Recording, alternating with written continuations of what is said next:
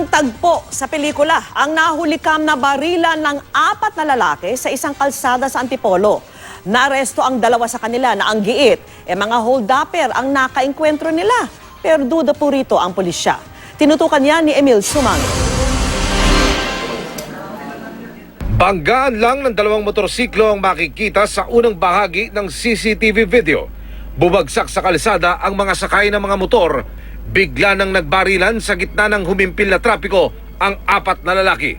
Ang isa, napatumbling pa ng tamaan sa paa. Ang driver at arkitektong sakay nito na makikitang lumabas ng truck at nanakbo papalayo. Tinamaan sa putukan, buti at ligtas na sila ngayon. Nagpatuloy pa ng ilang segundo ang putukan. Ang isa sa mga nakikipagbarilan, nagkubli pa sa nakaparadang tricycle. Lahat ng tagpong ito nahulikam sa Marcos Highway, Antipolo, katanghali ang tapat kahapon. Nakatakas ang 4 na lalaking nagbarilan sa insidenteng ito. Pero ilang oras ang lumipas.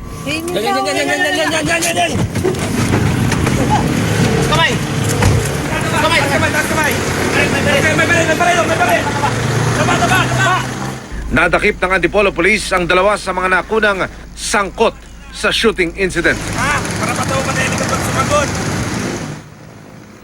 Ayon sa Antipolo PNP, sina Romel Mendoza, isang businessman, at tauhan niyang si Roldan Manigo. Si Mendoza ang makikitang tinamaan sa paa sa CCTV video.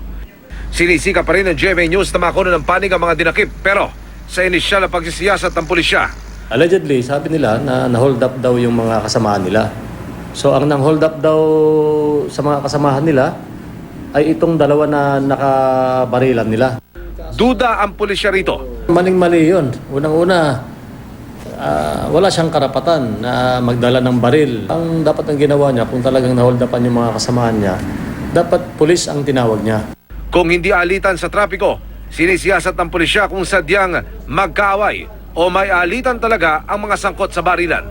Sinampahan na ng mga reklamong frustrated homicide at paglabag sa election gun ban ang 2 nadakip.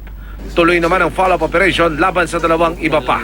Ang concern lang namin talaga dito, yung nakakaalarma na shooting incidents doon sa Marcos Highway. Unang-una, gunban, election period.